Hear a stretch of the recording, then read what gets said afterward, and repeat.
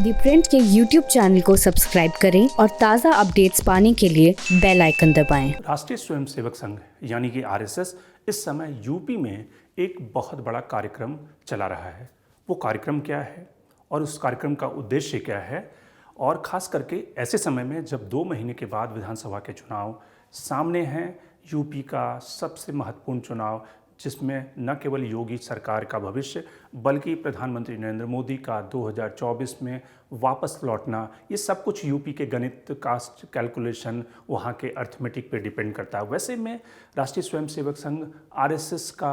एक नेशनलिज्म का बड़ा प्रोजेक्ट चलाना, उसके क्या संकेत हैं, उसके क्या मायने हैं और उस मायने के लिए संघ आरएसएस क्या कर रहा है। तो प्योर पॉलिटिक्स में बात आरएसएस के इस देशभक्ति प्रोजेक्ट की।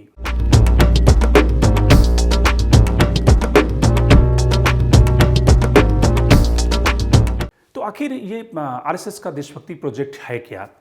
वैसे आप देखें कि सरकार की तरफ से अमृत महोत्सव का जो ऐलान हुआ था, और सरकार अलग अलग ढंग पे, अलग अलग स्तर पे अमृत महोत्सव का कार्यक्रम चला रही है आज़ादी के 75 साल पूरे होने के उपलक्ष्य में। प्रधानमंत्री ने कहा है, अपने मंत्रियों को निर्देश दिया है कि जो आज़ादी के वैसे नायक हैं जो कि अनसंग हीरो हैं, जिनके बारे में लोगों को जानकारी नहीं है,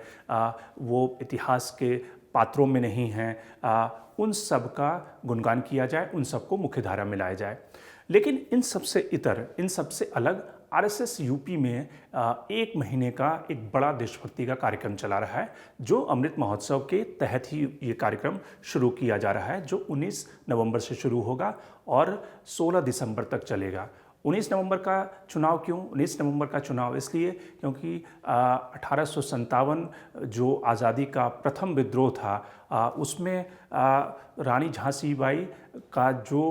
उनकी जन्म शताब्दी, उनका जन्मदिन 19 नवंबर को है, और उस जन्म शताब्दी के मौके पर, उस जन्मदिन के मौके पर भारत सरकार एक बड़ा कार्यक्रम कर रही है। प्रधानमंत्री बुंदेलखंड जा रहे हैं, झांसी के इलाके में जा रहे हैं, जो कि देश का एक बहुत पिछड़ा इलाका रहा है बुंदेलखंड, जो कि मध्य प्रदेश और उत्तर प्रदेश के बॉर्डर से सटा हुआ इलाका है। लेकिन वहाँ पर आज भी पीने के पानी की समस्या है, वहाँ पे जो ट्राइबल्स हैं, वहाँ पे जो जनसंख्या रहती है, वो तमाम जो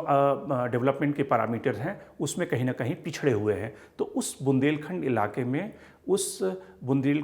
इलाके में प्रधानमंत्री 19 नवंबर को जाकर आज़ादी के इस महोत्सव में रानी झांसी बाई का जो कंट्रीब्यूशन था, जो योगदान था, उसका गुणगान करेंगे। उसके लिए ढेर सारे डेवलपमेंट प्रोजेक्ट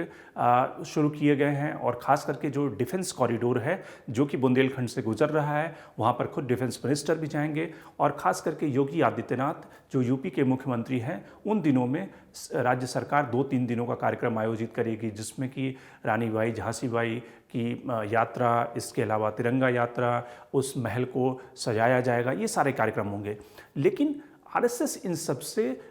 इस मौके पर इस देशभक्ति के प्रोजेक्ट को शुरू करते हुए वो सिर्फ 1-2 दिनों का कार्यक्रम नहीं कर रहा, बल्कि पूरे 1 महीने का कार्यक्रम कर रहा है, जिसमें कि हर गांव, हर प्रखंड और हर जिले में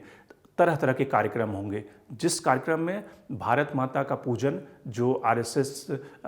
जिस तरह से भारत माता की पूजा करता है, वो भारत माता का पूजन हर गांव में होगा।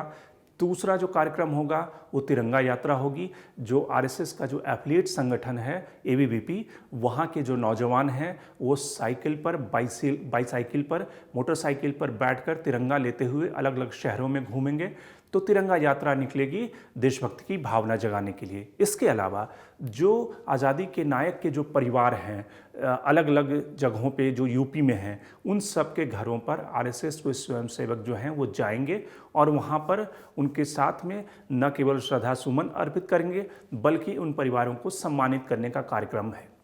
इसके अलावा तिरंगा यात्रा, भारत माता का पूजन, इसके अलावा वंदे मातरम का सामूहिक गायन, यानी कि 16 दिसंबर जब 1971 में भारत ने पाकिस्तान को हराया था उस युद्ध की लड़ाई में, तो जिसको हम विजय दिवस के रूप में मनाते हैं, उस दिन आरएसएस अलग अलग ज़िलों में, यूपी के जो तमाम ज़िले हैं, वहाँ के जो बड़े मैदान हैं, जो बड़े मुख्यालय हैं, वहाँ पर सामूहिक रूप से 10,000 से 20,000 लोग इकट्ठा होंगे और सामूहिक रूप से वंदे मातरम का गायन करेंगे।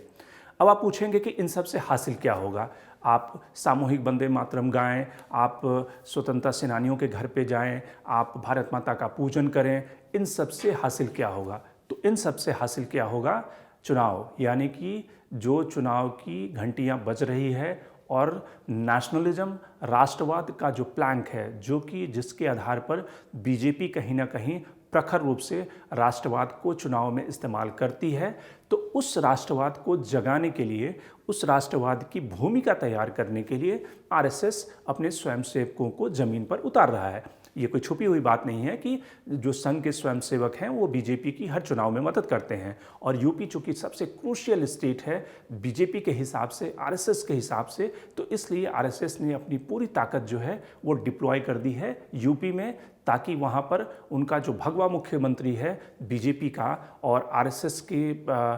परंपरा के हिसाब से, वो कहीं ना कहीं सत्ता से बाहर ना हो जाए, और बीजेपी जो कि एक तरह से पॉलिटिकल आर्म है आरएसएस का, वो सत्ता में बनी रहे। तो इसलिए आरएसएस का जो पूरा कैडर है वो ज़मीन पर उतरकर लोगों में जन जागृति और राष्ट्रवाद, देशभक्ति का पैगाम पहुंचाएगी, उन्हें देशभक्ति की भावना से ओतप्रोत करेगी, और वो एक तरह से उनमें वो भावनात्मक जो कनेक्शन है वो जोड़ने का काम करेगी। कई सारे जो पर्यवेक्षक हैं, कई सारे जो पॉलिटिकल एक्सपर्ट हैं, वो कहते हैं कि ये जो आरएसएस का प्रोजेक्ट है, देशभक्ति प्रोजेक्ट, वो राम मंदिर के प्रोजेक्ट से भी बड़ा प्रोजेक्ट है। क्यों? क्योंकि उनका ये मानना है कि जो राम मंदिर का आंदोलन था उसमें जिस तरह से वीएचपी आरएसएस ने अलग अलग जगहों पर गाँव में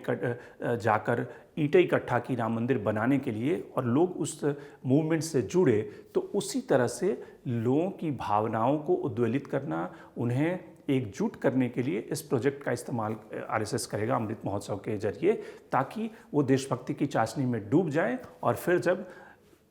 मतदान के समय जाएं मतदान बूथ केंद्रों पर, तो ईवीएम का, बीजेपी का बटन दबाएं। तो एक तरह से आप इसे दोनों से कनेक्ट कर सकते हैं। वैसे आरएसएस का कहना है कि उसका इस चुनाव से कोई लेना देना नहीं है, और वो एक अमृत महोत्सव के तहत इस कार्यक्रम को, देशभक्ति का कार्यक्रम जो है, जो नेशन बिल्डिंग का जो कार्यक्रम है, उसके तहत इस कार्यक्रम को कर रहा है। और वैसे जो नायक हैं जो इतिहास में छूट गए हैं, या फिर जो नायक हैं, उन सब का गुणगान करना, और एक तरह से लोगों में मोरालिटी भरने के लिए इस कार्यक्रम को इम्प्लीमेंट किया जा रहा है। लेकिन जो राजनीति को समझते हैं वो जानते हैं कि दोनों का कनेक्शन बहुत जुड़ा हुआ है, और चुनाव से पहले 1 महीने का कार्यक्रम चलाने का साफ मतलब है कि वो हिंदुत्व, राष्ट्रवाद, राम मंदिर, इन सब की भावना कहीं ना कहीं